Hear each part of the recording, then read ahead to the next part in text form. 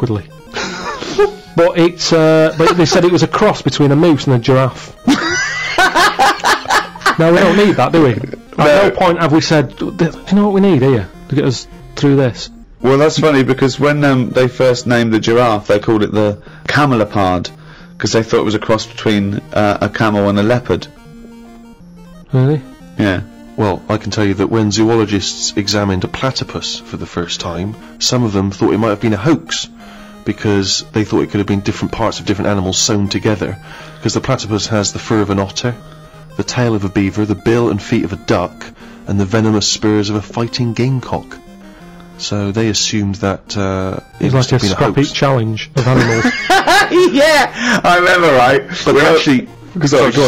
just to clarify that, it actually is descended from a link between reptiles and mammals almost 150 million years ago, a sort of living fossil. When I was about 13, 14, I once tried to improve the animal kingdom by making the hardest animal ever, the most perfect animal. Now, just to clarify, you didn't, in sort of Frankenstein style, try and bolt various bits of animals together? It was a drawing that I sent to Blue Peter. There was no competition going on. You just thought they would be appreciated? I thought they'd look at that and they'd go, well, he's a genius. Yeah. This is like Da Vinci. Sure. And this is the animal. This is what I thought, the perfect animal. I mean, when I say perfect, I meant the hardest animal. This animal, it could take anything. It was just the strongest, hardest, fastest. Right? Yeah. So, I started with the head of a lion. Of course, that makes sense. Do you know what I mean? Oh, it looks good. Right, bite you, right? Okay. I popped that on the body of a rhinoceros. Okay, so it's got the toughness, the armour, if you like. It's full strength. Head of a lion. Think of that. So you've got this picture. Head of a lion, body of a rhino. Perfect. Okay? Hold on, though. Pop some arms on it. The front arms were the arms of a gorilla. The arms of a gorilla. So it could punch, grip, it could make stuff. The lion, I mean, that's where the lion falls down, because it can't make stuff. Sure. It can't climb, you know. So, okay then, wait a minute. You think that's got enough weaponry? Sounds like it. No. Pop on the tail of a giant scorpion. A giant scorpion? Yeah, yeah. So a scorpion that's the size of a rhinoceros. Exactly, so the tail was as long as that rhino. So now this is a scary animal. Yeah. And this is where the animal fell down. I thought, right, legs. Well, the fastest animal is the cheetah. Cheetah. Popped on 4 cheetah legs. 4 cheetah legs. It would have collapsed. Crushed under it the would have weight of the collapsed rhinoceros. immediately. So, And you drew this, did you? Drew it, yeah. Did you show it to anyone else? Yeah, my mates went, that's brilliant. Right. I said, that's brilliant. And then just sent straight to Blue Peter. Any reply? No reply at all. Really? No reply at all. What do you think of that, Carl? What would you? How would you though? What would, if you wanted to make the ultimate fighting animal? What would you come up with? If you had the power, like that fella in Arabian Nights, size of a chimpanzee, you could change into anything, but you could change into, you know, like that. I don't think I'd go for strength and that. I'd go for survival. What would you do? Cockroach. I'd have like an armadillo's body. Right. Okay. So that's as big as you can be now then. So you can't really pop on a lion's head because it'd just lay there going, I can't fucking move. Alright. I'd have head of an owl. Right. The head of an owl? Yeah, why come in? Why? What does that bring to the table? The head's there to sort of make it look friendly to the human race. So because if you look half decent to the human race, they'll look after you. Right. That's the way it works. Yeah. With a cat and a dog and all that. So the owl makes it look nice. I wouldn't have legs. I'd go for like the slug juice. What do you mean? So now you're a really slow-moving legless armadillo with the head of an owl, slithering along. How is that going to be friendly? They'll see the beautiful face, but then they'll be terrified by the sludge. No, because the head's that nice that they'll forgo the sludge. But hold on though. But wait a minute. So it's got this thing that's stuck, right, going at 0.1 miles an hour, with a going right. You come over, you kick the head off. How is this? No, because the head can go into the thing like a tortoise. Can it? Yeah, of course it can. Into the armadillo body. Well, no, an armadillo doesn't do that. It just curls up into a ball. It isn't an armadillo, is it? So it's. Why has it got the slug? Because what I'm thinking is an armadillo. They're good when they're on the feet. Flip them, they get stuck like a tortoise. Right. Slug stuff keeps it down. So if anything attacks it, it's like a limpet or one of them things that can. Why have a limpet then? But it can't get any. It can barely move. It can Just hardly get anywhere. go and kick it. It can't get Well, how anywhere. can it escape from danger? It's going to move very rubbish. slowly. No, because That's the worst it'll lock itself in. Yeah, and then I just scoop it up on the You sand. can't scoop it up. It locks itself in if it's in danger. I'd give it peacock feathers. This is the worst animal Why has it got peacock feathers? Again, it's just the worst animal I've ever heard. Why has it got peacock feathers? threatening. It looks more threatening. That's the least threatening thing, peacock feathers. It's like Danny LaRue coming at you. There's nothing remotely scary about peacock feathers. Yeah, to humans. Yeah. But the humans won't be harming it because they like the owl head. People will like to have these things in the garden. They eat lettuce. They eat lettuce! Why has it got a beak? They eat lettuce! He's telling them what it's going to eat now. The owl's going, fuck that, I want a mouse. I love the fact that he's based what it eats on the fact that how it moves a bit like a slug. Yeah, let it eat lettuce. It moves that and let it eat lettuce. Like I said, it's not that weird if that existed. If that was normal, that when you went out to empty your bin, it was one of them sliding up the wall. You wouldn't even double take. It'd just be like, oh, there's the owl head peacock feathered thing. I don't know why it's climbing walls in an effort to find lettuce. Yeah, why is it climbing up that wall? Because that's the only way it can see properly. Because its head's coming out like that. So even though you've designed this animal, now you're even explaining its limitations. Well, it's mainly made as to be on walls. Because what else is living on walls? Oh God! Oh fucking hell! What a useless animal that is. Carl, I mean. But nature chucks up odd things, doesn't it? Don't. Why are we starting on this again? No, I'm just saying that is nature. Now and again, you'll get stuff that. Oh, was he looking at you? Yeah. Was he? Look at his fucking head. Look at his stupid round fucking orangey head and Why aren't you a freak? You've got a little bald head. We're not meant to be bald. Well, I was, I think. That's the thing. That's what nature's done. You see, I didn't do anything with my hair when I had hair. I didn't style it, I didn't do anything with it, and it probably thought, what am I doing here? Whereas people who love their hair, and they comb it and have different styles and look after it, they have hair for ages. Nonsense, absolute nonsense. Well, you're saying absolute nonsense. Well, it's a little bit weird then, isn't it? And that's what happens with old people. Once they lose their, will to live, once they lose the job, they get old. What's my purpose? What am I doing here? And it's like nature goes, you're not needed, and they die. Maybe that's what happened with the dodo. What's it doing? Can't fly, its wings are useless. Eat it, tastes horrible, kill it. No, they did eat it. I think they did eat it. Yeah, but it wasn't very nice, was it?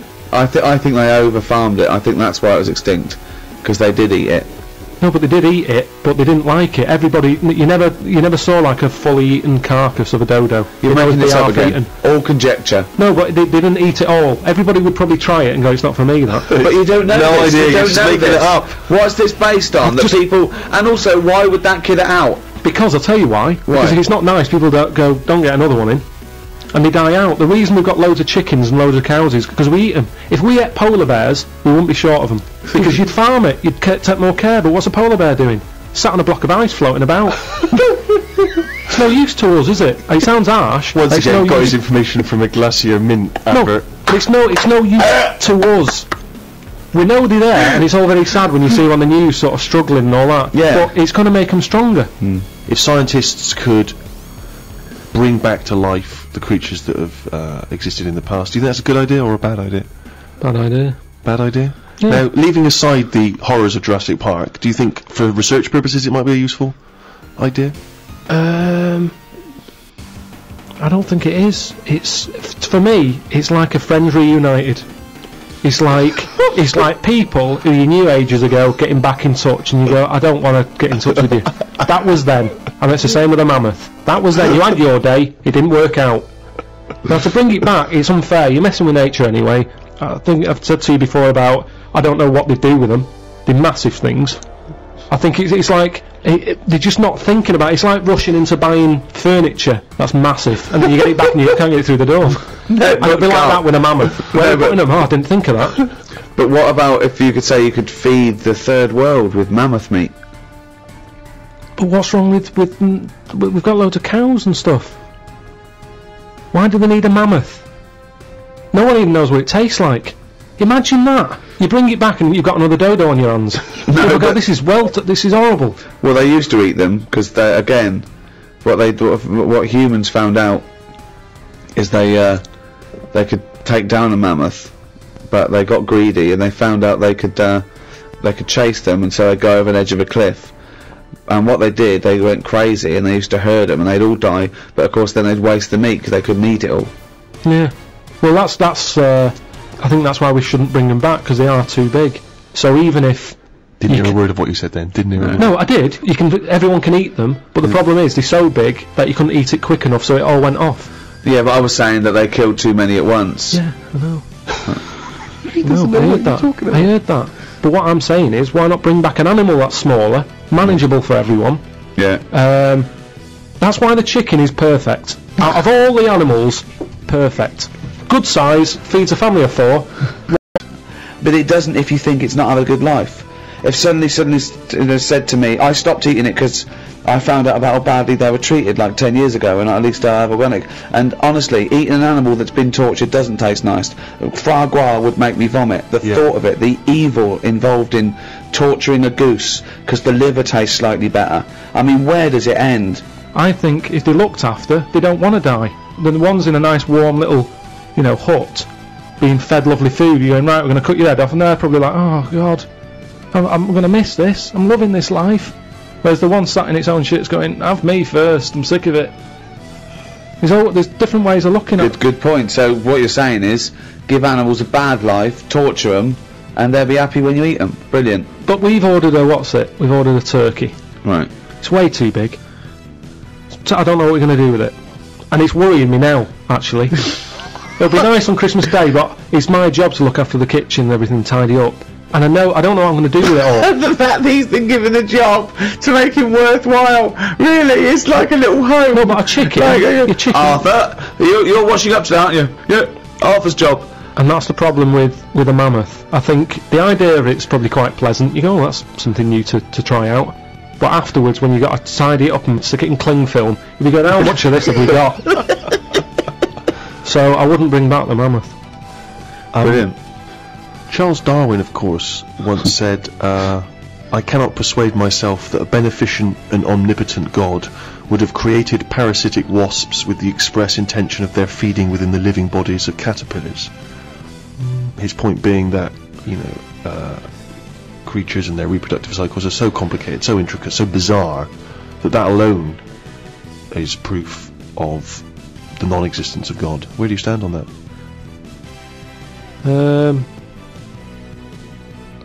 It's pretty weird. We talked about it ages ago, didn't we, about the wasp that has a thing growing in it and all that. Lays its egg in a spider. Yeah, and then the spider goes mad, doesn't it? You fucking cunt, laying your eggs in me, you fucking stripy wanker. Goes absolutely fucking mad. It is weird. I don't know what's going out my arse in a couple of what you fucking... I don't know how it found out that that's what it had to do. That's the amazing thing, isn't it? Well, it didn't, did it? It just did it. No, I know, but when I say found out, I mean it just did it. Well, it's like mimicry. When they say mimicry, that there's a poisonous snake, and then a snake comes along that looks a bit like it, that's not poisonous, but people go, oh, careful, it's poisonous. That snake didn't go, I'm gonna strain, and I'm gonna try and look like Scary over there. Some were born that looked a bit like Scary, and they survived. Yeah, I know. It's just being chosen. But that's changing now, isn't it? The fact that, like, when them frogs came out, that are dangerous, they were just dangerous. What frogs came out? But There's some frogs in the jungle somewhere that were, like, pretty dangerous. New from Mattel, dangerous frogs in the jungle. Yeah, but people didn't know that they were dangerous. And they were going about killing loads of stuff. Anyway. They weren't going, no, they don't go around killing loads of stuff. Nature said, this is a bit unfair, make them orange. So then, the frogs that were orange were dangerous, but you got a warning. It's a bit more fair. Nature said, if they're going to go about being dangerous, make them orange, make them stand out. In a jungle, orange stands out in all the green, right? So people went, there's an orange frog, stay away. Then, over time, nature went, right, what's happened here now? Everyone knows the orange frog's dangerous. Birds aren't eating it because they know it's dangerous. People are avoiding it. They don't even need the poison, it's just the orange it needs. So now you've got a load of frogs that are orange, not even deadly. But people go, is that a deadly orange one, or is it a friendly one? Well, best to leave it. Again, he's explained my point, but took 30 times as long over it. No, but listen, let me finish what I was going to say. But what's interesting with all that is, evolution has taught stuff to lie. Because that orange frog isn't deadly, it's going about like it's the big I am. Yeah. You could squash it with your hand, you can't do anything. But evolution... It's swaggering around. It's made it lie. So lying is part of evolution. But it's not lying, is it? What do you mean? Well, It's got no but the poison. interesting thing about like a toad that secretes a poison is that often it's no good for it as an individual, but it's good for the species as a whole, because someone will come along and chew it. Now that toad might well die, but that fox is sick and it doesn't eat another one. So it's sort of saving the species. Yeah, but at the same time, the dodo tasted rubbish. Everybody said, Yeah, don't eat one we of them don't know again. that. We Back to don't the know that. dodo. We don't know that. We don't know. I have read it. I've read that they don't taste very nice. But it didn't Why stop doesn't it taste dying very out. nice? It's Why just in the same way that chicken's nicer than duck. You can't all have nice tasting flesh. Pork's alright, but I prefer beef. Point proven. Good night. So what I'm saying is, with the dodo, it did taste horrible, but everyone wanted to give it a go. Meanwhile, it's different people trying it, so it died out in the end anyway. So your theory of a frog being poisonous and a fox going, yeah, that's horrible, I won't eat another one of them.